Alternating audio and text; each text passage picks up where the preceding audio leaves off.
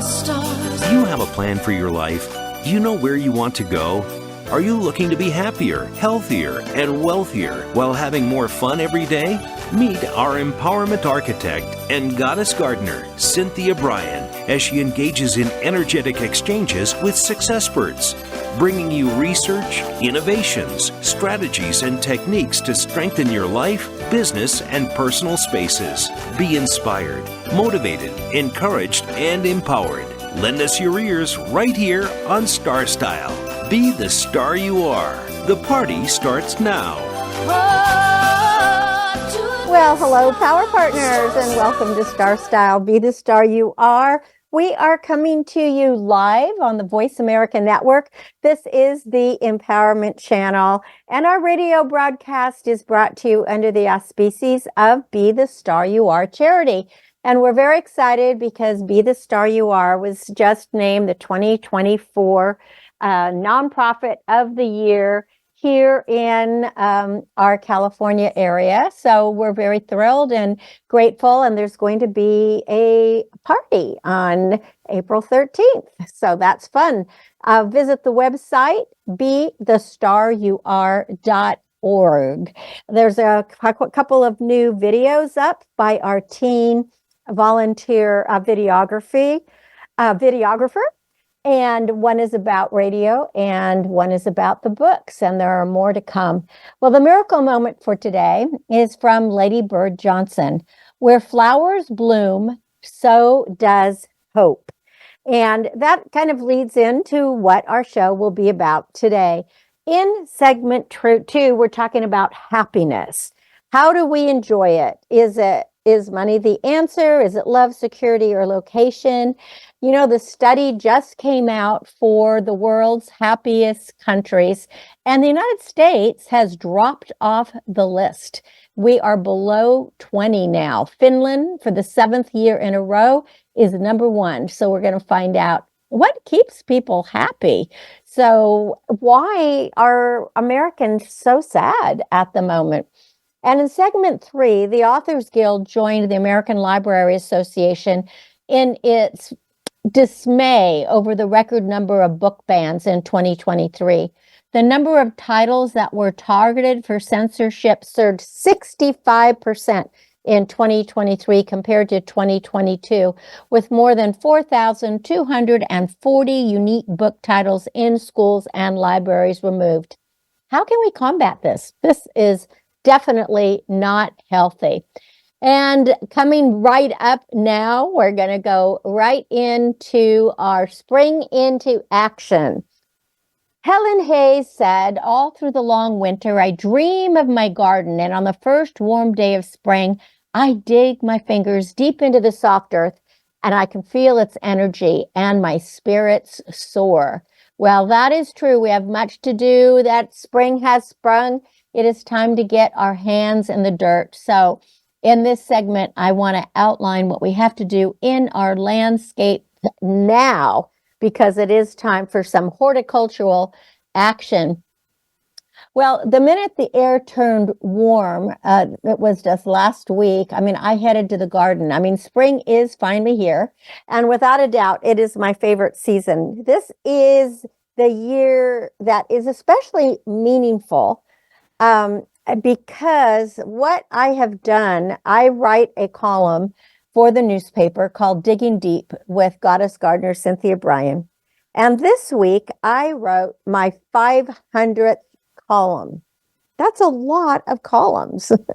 I have been writing with them for many years, and 500 columns, and they're all unique and they're all different. So I just thought I should throw that out there. Now, people often ask me where I get my ideas to write about anything in the garden or to talk about it on the radio.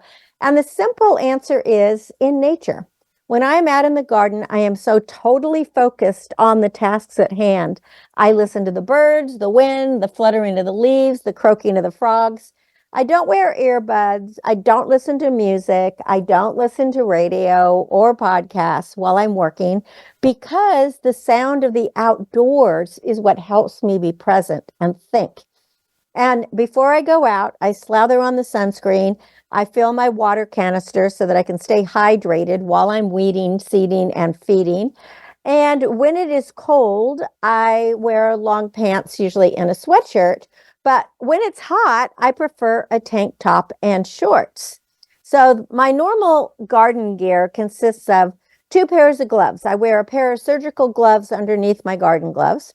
I wear an insect shield, permethrin infused kerchief wrapped around my neck to keep the ticks away and any of the other bugs. And then I put a scarf on my head with a ball cap or maybe a sombrero covering it. And then I have an apron. It's a garden apron. It has pockets where I keep my pruning shears, sunglasses, and seeds. And then I wear, these big rubber boots and with two pairs of socks. And in the past years, I have donned the insect shield permethrin infused kerchief. Ticks would not attack my neck. So before I used to wear this kerchief, I was getting tick bites. 3 times ticks had to be surgically removed because they were too close to vital organs in my neck. And last week, on day 3 of the warm weather, I worked in a tank top, and alas, a tick tagged me on the shoulder, and I only noticed it after I took my shower. Now, I want to just call this tick talk. A word of caution for the year. Ticks are everywhere. They hide in the grass, the trees, the bushes, and in the weeds. They are bloodsuckers, and they will attach themselves to you and to your pets. They can also migrate from you to someone else or to or from your pet. And after being in the garden, you have to make sure to wash your clothes and your body and check everywhere for ticks. They like to go in places like under your arms, obviously your neck, behind your knees. They'll go in your head. I mean, they try to just get into crevices. And if you don't wear something on your head, the possibility is that ticks might get into your hair, and then when you comb your hair out, they're going to fall onto your body and they'll dig in. Now, if you find a tick, don't twist it and don't squeeze it. What you want to do is use a sharp, clean tweezer to lift the tick, and don't touch it with your hands. And then wash the area thoroughly with soap and water. Apply alcohol. And then ticks carry bacteria. I also put some like Neosporin on it after I have a tick bite. Ticks carry bacteria. They can cause Lyme disease, Rocky Mountain spotted fever, and many other diseases. And if you can't remove the tick, you have to call your physician as soon as possible. Contact your doctor if you experience an allergic reaction. And allergic reactions can happen pretty quickly. The longer the tick is in your body, the higher your chances of an infection. So if possible, snap a photo of the tick and put it in a jar or maybe a Ziploc bag to show to the healthcare professional. Now, according to the California Department of Public Health, an infected Western black-legged tick must be attached to a person and feed for at least 24 hours before it can transmit the bacteria that cause Lyme disease. And you can find out more information about these ticks at cdph.ca.gov.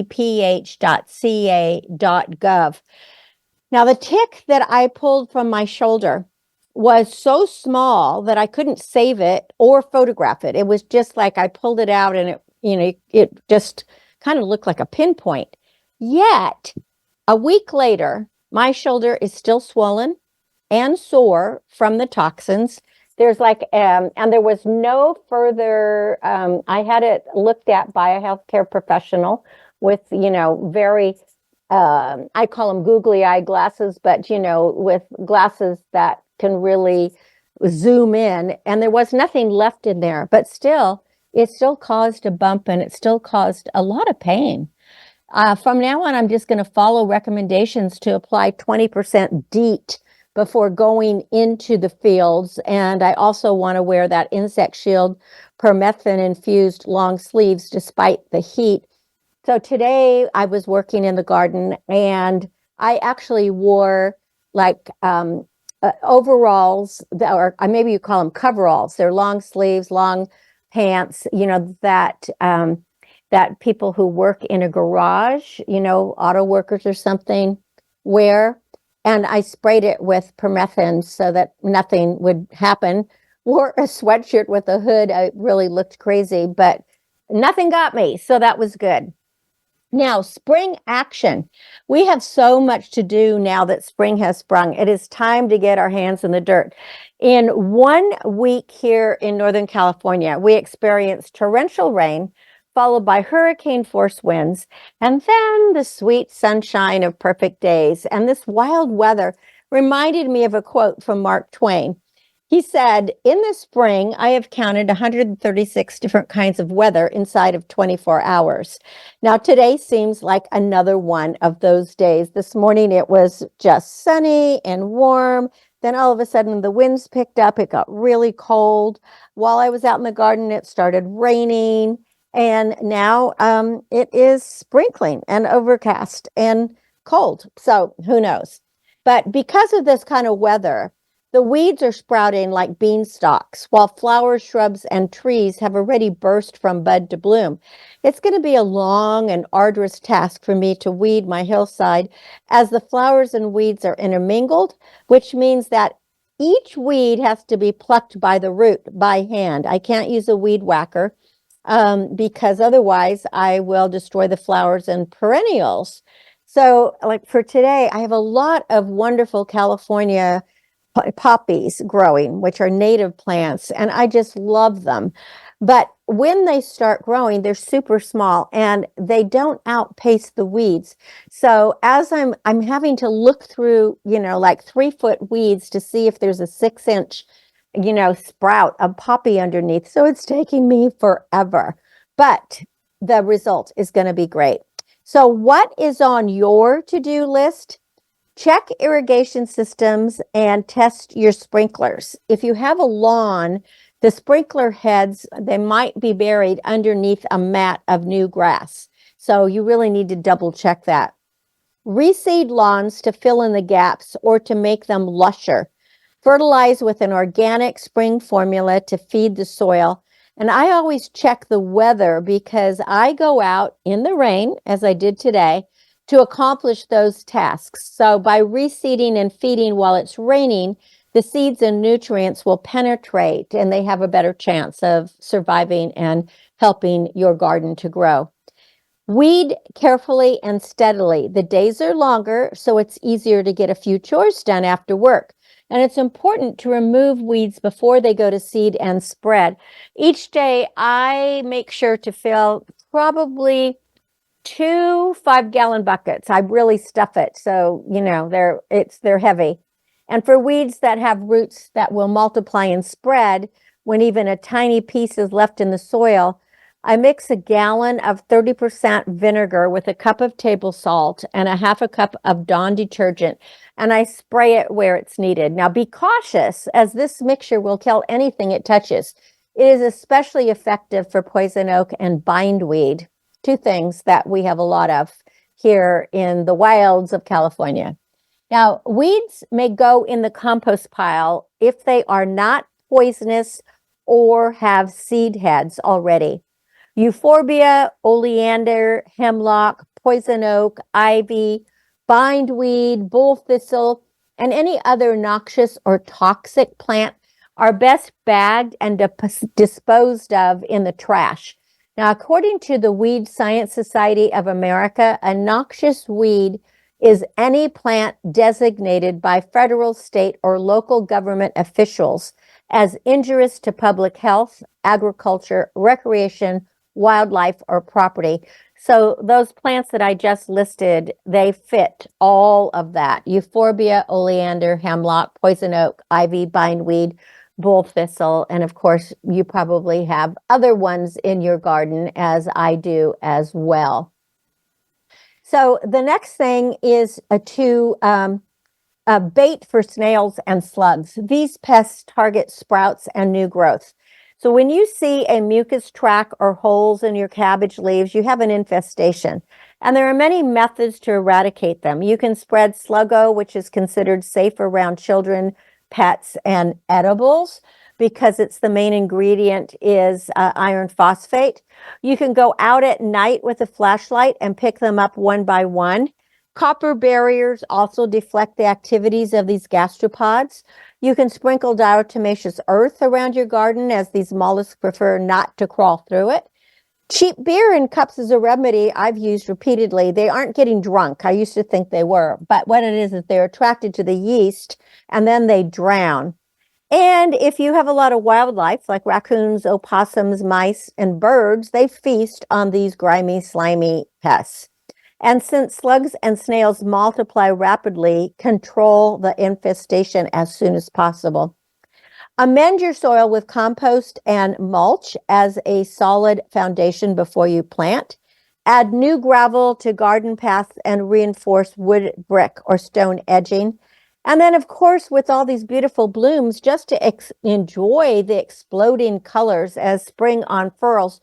There are so many more actions to be taken in our garden, but I will talk about this the next time that I bring you a Digging Deep and a garden articles. But in the meantime, dig your fingers into the dirt, let your spirits soar. Happy gardening, happy growing, and happy spring. You're listening to Cynthia Bryan. This is Star Style, Be the Star You Are. Well, we'll be right back, and we're going to talk about happiness. And I'm also going to give you a few tips about dyeing Easter eggs if you are doing that this year. Don't go away. Follow us on Twitter for more great ideas at Voice America Empowerment. Get autographed copies of New York Times bestselling author Cynthia Bryan's books at www.starstyleradio.com. Get inspired and motivated to be your best self with Be the Star You Are, 99 gifts, and Be the Star You Are for teens. Buy cases at a deep discount to give away as gifts and premiums. Visit www.starstyleradio.com or call 925-377-STAR. 925-377-STAR. 925-377-STAR. Are you seeking a dynamo speaker for your meeting, conference, or organization? Internationally recognized keynote speaker and New York Times bestselling author and lifestyle coach, Cynthia Bryan, will bring her energetic expertise, passionate professionalism, and ebullient personality to your event. Hailed as an expert in lifestyle, women's issues, self-help, personal balance, leadership, media, gardening, and interior design topics, Cynthia Bryan is a popular empowerment keynote speaker around the world, lecturing to audiences of 100 to 5,000. For rates and bookings, call 925-377-STAR, 925-377-STAR, 925-377-STAR, and visit www.cynthiabryan.com. When you want the best, book Cynthia Bryan, www.cynthiabryan.com. Are you a teenager with lots to say, but no one to talk to? Let your creativity explode and your voice be heard on the radio program Express Yourself, a show by teens, for teens, and about teens. No topic is off limits as you connect with teens with attitude. Check out Express Yourself on the Voice America Kids channel. And join our global community where teens talk and the world listens. www.btsya.com. You can express yourself. Follow Voice America at facebook.com/Voice America for juicy updates from your favorite radio shows and podcasts. It's power time on Star Style. Be the star you are with your passion, purpose, and possibility producer, Cynthia Bryan. Now, back to the power party. Well, we're back. I'm Cynthia Bryan, and we're coming to you live on the Voice America Network. And this is Star Style, Be the Star You Are. Well, Easter's coming up this week. And if you are going to dye Easter eggs, maybe you already have these ingredients in your kitchen or your garden, and you can make some beautiful eggs with that would be organically done, and you could just use fruit, vegetables, even candy, and you'll get natural colors, and you might be able to repurpose items that or otherwise are going to go to waste. And just very quickly, I just want to tell you what you do. You bring a cup of water to boil, you add a tablespoon about of white vinegar, and then you're going to add the food or candy of your choice. So you'll reduce it to a simmer, cover the pot, let it steep for 15 to 30 minutes, depending on the depth of the color that you want. Remove it from the heat, let it cool. You can strain the dyes into jars if you'd like, and then you can just start dipping the eggs. And for more vibrant color, dye the eggs, let them dry completely. And if you want larger batches, just increase the vinegar by a tablespoon per 1 cup of water. So here are just a few things that you can use to get some great colors. If you use a cup of red onion skins, you're going to get, if you use white eggs, you're going to get some really pretty lavender eggs. And if you do it on brown eggs, you're going to get a blue-green egg. If you use a yellow onion, those are just the skins. On white eggs, you'll get like the muted red color. On brown eggs, you're going to get a deep, deep red. Now, if you even want a deeper red, try using some shredded or chopped raw beets.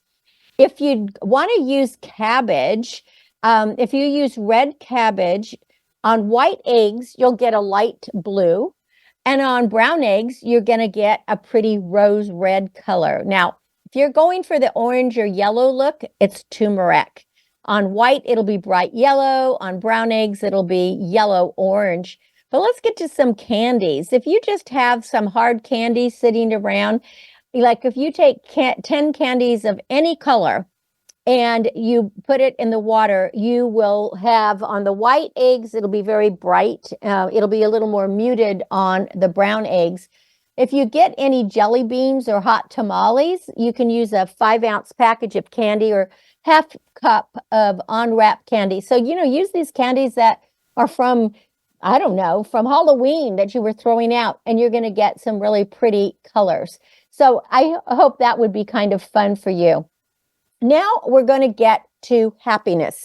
This year's report is the first to include separate rankings by age group, and it brings bad news about life satisfaction among young people in some parts of the world, especially the United States and North America. Happiness has dropped so sharply that young people now here in America are less happy than old people.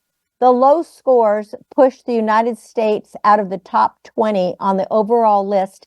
And this is the first time it's been out of the top 20 since 2012. So that isn't good at all. And the US and other countries dropping in rank. Also, other nations, especially several in Eastern Europe, had some welcome gains in happiness. The happiest country in the world is once again Finland. And that is again according to the annual report that marks United Nations International Day of Happiness that transpired last week. The report draws on global survey data from people in more than 140 countries, and countries are ranked on happiness based on their average life evaluations over the 3 preceding years. And it's a partnership. The report's a partnership with Gallup Polls and Oxford Wellbeing Research and UN Sustainable Development Solutions Network, as well as an editorial board. And I just find it so interesting that the very cold weather nation of Finland, where the northern lights dance in winter and the summer sun shines all night long, and I've been there during both, it has a lot figured out when it comes to the right social conditions for happiness. The survey asked each participant to score their life as a whole, considering what they value. And in Finland, it's pretty rich in all those things, like wallets are returned if they're dropped on the street, people helping each other in the day, helping each other out at night, very high quality and universally distributed health and education opportunities. So everyone more or less comes out of the starting gate the same. The Finland also has very happy immigrants. So it is something that they are prepared to share with newcomers. And the report looks at 6 key variables to help explain life evaluation. The GDP per capita, social support, healthy life experiences, freedom, generosity, and perceptions of corruption. And Finland's Nordic neighbors also earned very high scores. Denmark was number 2, Iceland was number 3, Sweden was number 4. So all there in the top 5. Norway came in number 7. And given the war with Hamas, Israel, it may come as a surprise. It's still rated number 5. Norway was 7. Although the country has been in the top 10 since 2022. And they point out that the rankings are based on a 3-year average. So maybe, that's why Israel is still there in the top 5. Anyway, it does play a role when there's a crisis. So life evaluations have fallen very sharply in Israel. The scores for the third part of the year are very, very low, obviously. Palestine ranked at 103, and the poll was conducted in Gaza and the West Bank before the events of October 7th. So Netherlands, as I said, was number 6, Luxembourg number 8, Switzerland number 9, Australia number 10. So that rounds out the top 10. United States came in at 23, Germany came in at 24. And you'll be interested to know that, of course, well, maybe not interested, it probably is,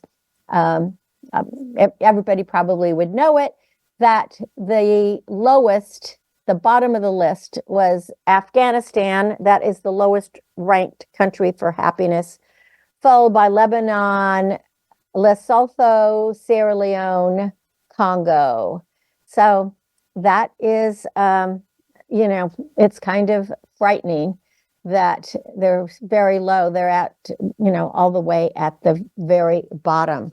But let's talk about happiness for a moment and the American way of happiness, because our country has dramatically changed how it defines satisfaction and happiness. The Declaration of Independence promises Americans life, liberty, and the pursuit of happiness. Of course, when we talk about happiness, it meant very little to enslaved people or to the indigenous population. And there were others, from people struggling at the margins to women trapped in abusive marriages, for whom happiness was inconceivable when our Constitution was written. And we are really quick to identify those shortcomings today, pointing out where the founding fathers, for all their farsightedness, were actually blind. Yet, even as many have worked hard to extend rights more broadly and raise expectations along the way, we have lost sight of some essential aspects of happiness that the founders clearly had in mind.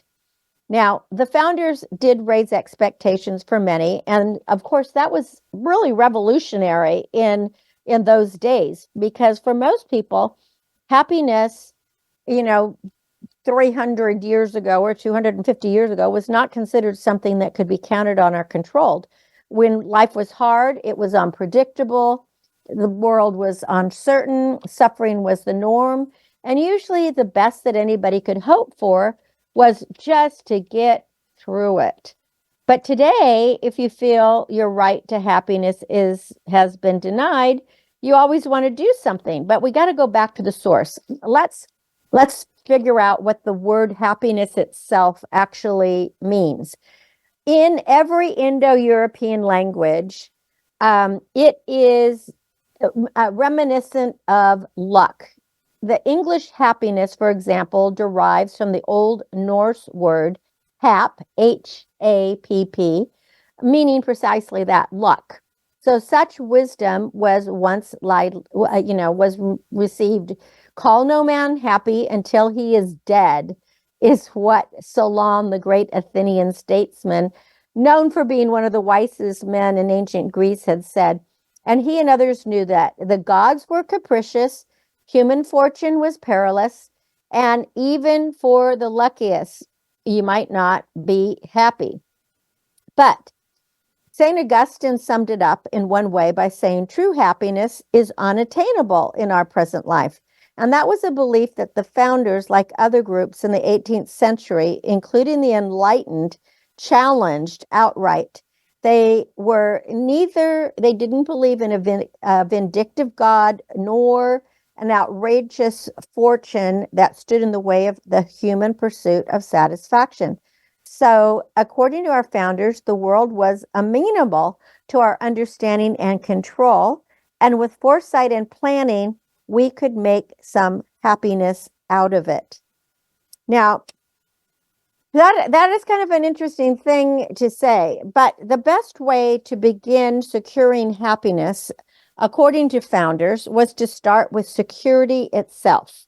So the founders often coupled happiness with safety, arguing that individuals had to be secure from lawlessness and anarchy, as well as from tyranny and the predations of the powerful, in order to flourish in their inherent rights to both liberty and the enjoyment of life. But how do you go about enjoying life? That was largely a private undertaking, to each her own. But the founders still had thoughts on the matter. On the one hand, they believed that enjoyment entailed the acquiring and possessing of property.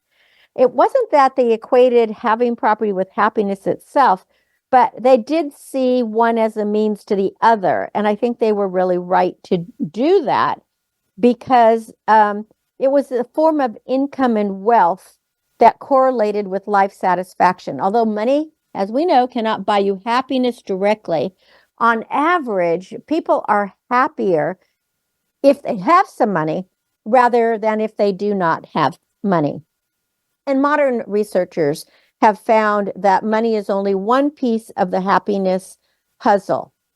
So the philosopher Alexis de Tocqueville, he warned in Democracy in America that, in quotes, no one could work harder to be happy than Americans.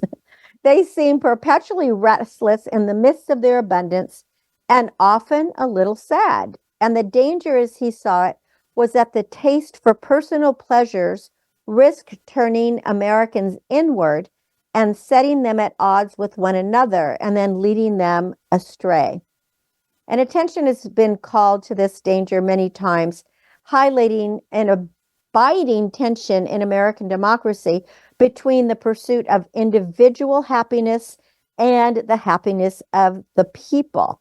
Arguably, the tension has never been greater than today. I mean, all we got to do is look at our political situation, but we also have so much isolation, inequality, and a social fracture. It just features daily in the headlines and in our lives.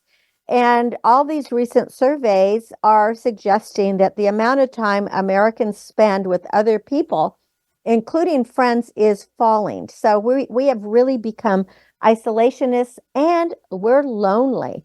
So it's hard to be social, even on social media, when you feel so alone. And there aren't any easy solutions, but if we want to fully exercise our right to not just pursue happiness, but to obtain it, we might just want to remember that the best way to begin securing happiness is to begin with feeling secure and stop trying to force that upside down frown. So, in other words, we don't want to be Pollyanna about it. Not everybody is happy all the time. I mean, I always say that I was born happy, and I really feel that most of the time I'm happy. But, you know, everybody has really bad days, and you wouldn't want to be happy all the time. Otherwise, you wouldn't really know what happiness is. So the meaning of happiness, obviously, is subjective. Some people think it's a sense of control and autonomy over our life. Others think it's being guided by meaning and purpose. Others think happiness is connecting with others. But, you know, I think the more that we're grateful for and the more we notice how happy we are, the more it grows. So the question becomes, is happiness a choice? Now, if you ask experts, they're going to go on both sides. Now, I personally think that happiness is an inside job. I think that we do choose to be happy or we do choose to be sad. And with that being said, knowing full well that we're going to have good days and bad days. But I think if we actually decide for ourselves that we want to be happy and we acknowledge our negative emotions, we don't try to suppress them, that we don't try to dodge resentment, fear, anger, and just know that those are healthy feelings and that we have to bring those out. I think then we can be happy. We can just aim to accept and appropriately deal with all these difficult feelings. Now, what most experts say will help anyone be happy, besides, being grateful, are these things. Sleeping enough. You have to get 7 or more good hours of sleep. So without a good sleep schedule, you're going to get sick and you won't be happy. You need to have a personal hobby that makes you happy. It could be art, writing, music, cooking, playing an instrument, playing games, but you need something that is yours that isn't part of work. Exercising or playing sports. Spending time in nature. That's a really big one for me. And that's something that really makes me happy because by spending time in nature, I am also exercising. I am enjoying a personal hobby and it helps me sleep because I'm so tired. Meditating. I also think that if we could all get into a daily practice of a few minutes of just calming ourselves, doing some deep breathing and meditating, you're going to feel better. Spending time with friends outside of the office or outside of a professional setting. So as much as we can like our colleagues, it's good to spend time outside of the office. You can spend them outside of the office with those colleagues, but not just spend it all the time in the office. And then engaging with support groups, people who are going to be your cheerleaders, and that could be family or whatever. And of course, spending time with family outside of the household. So all of those things contribute to our happiness. Those hobbies, as I was saying, are very critical. The art, music, cooking, reading, all of these are universally important. And respondents to a survey said that if you're doing these at least 4 to 6 times a week, your mental well-being is going to be linked to more happiness, and also you will have better sleep. So make sure that you try to do that. Exercise, play sports, do some of those things. An additional key to unlocking happiness is that time in nature that I really expressed earlier, because just listening to the birds, looking at the insects, I watch the lizards running. Today, as I was pulling weeds, there were so many worms. It was just really, really fascinating. Maybe you want to read poetry, or maybe you want to, watch stand-up comedy, whatever it is. That is really good. I mean, and if you need a good cry, ask your friend for a hug. All of these will cultivate moments of meaning and enjoying. And even in a world where people cannot control every factor that influences our happiness, just remember that we do have agency. We can try to achieve the basics as the things I just said, sleep and exercise and spending time with loved ones and being in nature. And we can all take time to stay away from social media and excessive consumerism. We can build identities that exist independent of work and status. And we can also just play with all the different things that are happening in our lives, because these would all be steps that will make us feel happier. And then I really like what Sojourner Truth said. I will not allow my life's light to be determined by the darkness around me. I will not allow my life's light to be determined by the darkness around me. So we know that there's a lot of darkness out in the world today. There's a lot of sadness.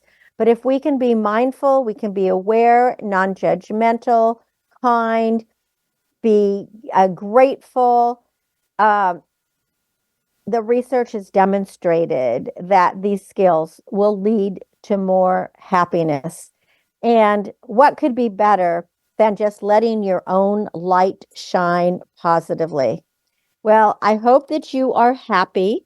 And I'm hoping that if you celebrate Easter, you're going to have a very happy Easter this week. You might want to try creating a happiness journal, writing down what you are happy about each day.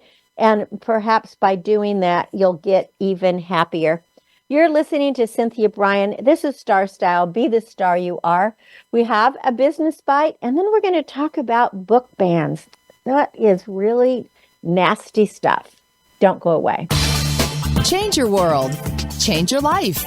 VoiceAmericaEmpowerment.com. Business Bites. Here's Cynthia Bryan. Could it be possible that you have too many leads? Maybe it's time for you to set up a qualification system to help you identify your most urgent prospects. Here's a simple system. Do a customer analysis. This means finding out which new leads closely resemble your current customers. Create a model customer by taking into account demographics, geographics, and psychological factors. You might want to talk to trade associations and ask if they have a composite customer, and study other industry profiles and then match your leads to that profile. No use wasting time with leads that are not going to lead to a close. Use your time wisely to qualify your leads and maximize your profits. Remember, you're the star of your own performance. Turn your passions into profits. I'm Cynthia Bryan with another business bite from Star Style. For more information, visit CynthiaBryan.com. That's Bryan with an I.com.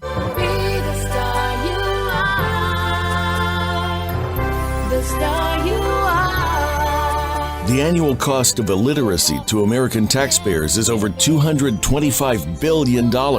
Help increase literacy, reduce violence, and improve positive media messages by making a tax-deductible contribution to Be the Star You Are charity. A top-rated nonprofit, Be the Star You Are promotes positive role models, produces positive radio broadcasts, and donates positive books to empower women, families, and youth. Be a power partner and join our galaxy of stars. Visit our website at BeTheStarYouAre.org to make a tax-deductible donation using PayPal, or send checks to P.O. Box 376, 376, Moraga, California, 94556. BeTheStarYouAre.org. Dare to care. You are the star.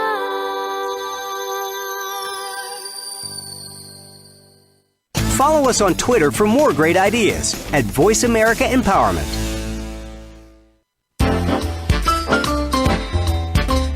It's power time on Star Style. Be the star you are with your passion, purpose, and possibility producer, Cynthia Bryan. Now, back to the power party. Well, my gratitude to all of you for staying with me here on Star Style. Be the star you are. We're coming to you live on the Voice America Network, and this is brought to the airwaves under the auspices of Be the Star You Are charity. I wanted just to piggyback on something I just said in the business bite with qualifying your leads. I don't know about you, but just about, I would say every day, at least 8 to 10 emails that come through via LinkedIn are trying to pitch me something, and everyone ends with, can we jump on a quick call to see if this is going to work? And sometimes the people that are pitching me are, I don't know, they're oil execs, or they're selling things that I have no clue what it is. So they obviously haven't studied the profile. They obviously haven't done any customer analysis, and they're just throwing spaghetti at the wall. So I hope that you will learn to qualify your leads and don't bother people via LinkedIn or other by just, spamming everybody with, can we jump on a quick call? In the former days, I used to think, oh, I have to respond to everybody, but I certainly don't anymore. So I don't have time for all of that. Well, I want to get to something that is really, really bothersome to me as an author. I'm the author of 10 books. I'm working on my 11th right now on the Stella Bella Barnyard Adventure series. It's called Books in the Barnyard. Oh dear. And this fits in perfectly with what's happening in all these book bans. The Authors Guild has joined with the American Library Association because it is really upset over the record number of book bans that happened in 2023. Last week, there was the American Library Association, we call it ALA, issued a report that showed the number of titles targeted for censorship surged 65% in 2023 as compared to 2022. And included in that was like Diary of Anne Frank. So I don't know what's happening with people, but it shouldn't be allowed that one person objects to something and then nobody can read it. This reached the highest levels ever documented. And these new numbers show that efforts were made to censure 4,240 unique book titles in schools and libraries. So this increase in censorship effort calls for a corresponding increase in efforts to combat them. And here's what the Authors Guild is doing as well, because it is long held that a healthy democracy requires vigorous literary debate, diversity of ideas, and a tolerance for discourse that some may find offensive or challenging. And a few individuals cannot be allowed to limit the marketplace of ideas to ones that only they find acceptable. And regardless of one's political, social, or religious view, suppressing books is anti-democratic. It's harmful, and it's a dangerous step towards autocracy. And what I'm doing now is I'm actually quoting from what the Authors Guild has written. Now, while parents have the right to decide what their own children may read, individual citizens should not have the right to remove books from schools and libraries and prevent other people's children from having access to them. And I agree 100%. As a parent, I want to be able to control what my children intake, but I have no right to control the other people's children or other people. Only my own. So the Authors Guild urges those who are challenging books to consider the First Amendment ramifications and the precedent created by book removals. The Authors Guild also asks them to start respecting the expertise of educators who are trained to review and assess books and determine their appropriateness for various age groups. If you want to help combat censorship, the Authors Guild urges members to let them know when they become aware of such efforts in their area, and the Guild is going to speak out accordingly. And you can go to authorsguild.org. Now, public libraries saw 92% increase of titles targeted for censorship over last year. So that is that is just really terrible. Now, the ALA's Office for Intellectual Freedom documented 1,247 demands to censor library books, materials, and resources in 2023. And here are the 4 key trends that emerged from the data gathered from the 2023 censorship reports. Pressure groups in 2023 focused on public libraries in addition to targeting school libraries. The number of titles targeted for censorship at public libraries increased by 92% over the previous year, and school libraries saw an 11% increase. Groups and individuals demanding the censorship of multiple titles, often dozens or hundreds at a time, drove that surge. titles representing the voices and lived experiences of LGBTQIA plus and BIPOC individuals made up 40% of those targeted in censorship attempts. And there were attempts to censure more than 100 titles in each of these 17 states: Colorado, Connecticut, Florida, Idaho, Illinois, Iowa, Kentucky, Maryland, Missouri, North Carolina, Ohio, Pennsylvania, Tennessee, Texas, Utah, Virginia, and Wisconsin.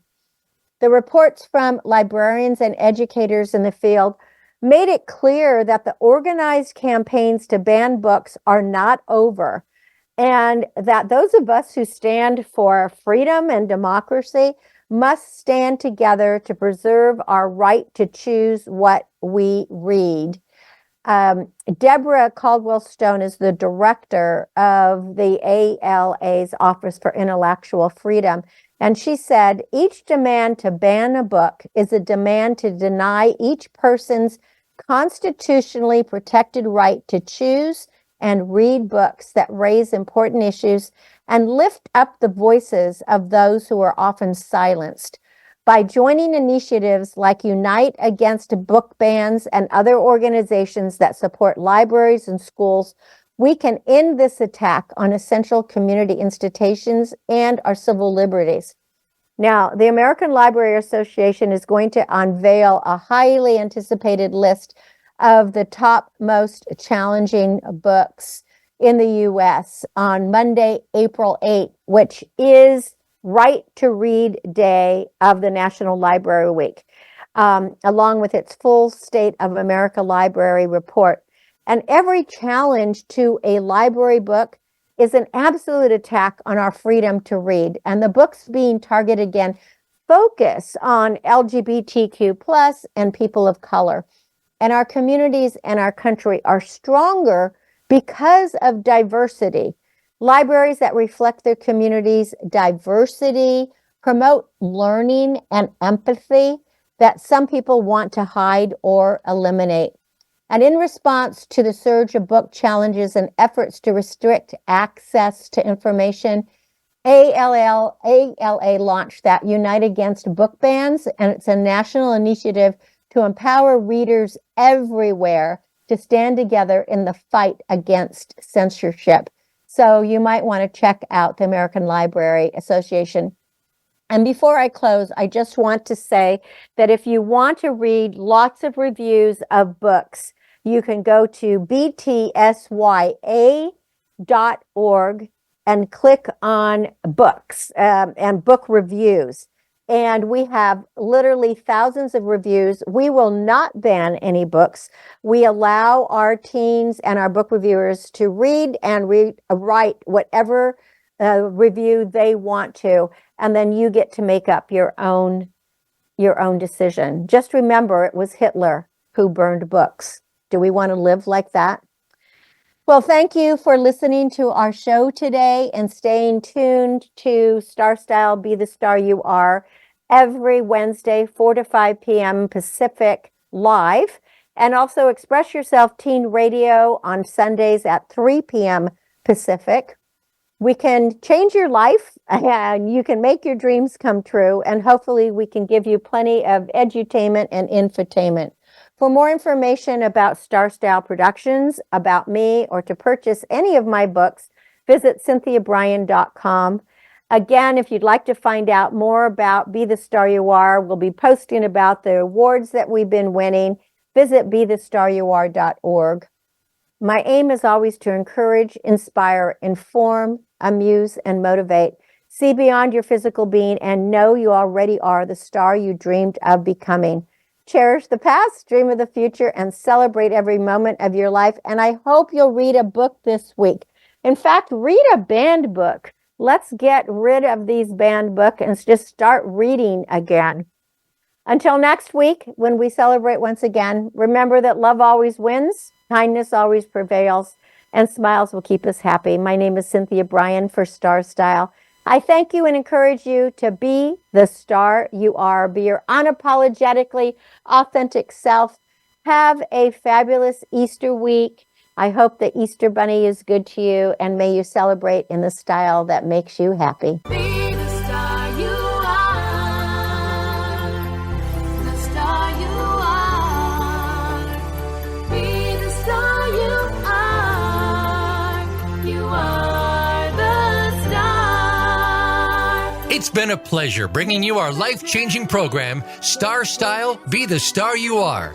We have you on our radar, as it's our goal to inspire, inform, entertain, and motivate you to be the star you were born to be. For more information, visit starstyleradio.com. And to make a donation to the charity, go to BeTheStarYouAre.org. Ignite the flame that burns brightly within. Take charge of your life and coach yourself to success with our dynamic host and empowerment architect, Cynthia Bryan, every Wednesday at 4 p.m. Pacific Time, 7 p.m. Eastern Time, right here on the Voice America Empowerment Channel for another serving of champagne for the spirit and a power boost to live with star style.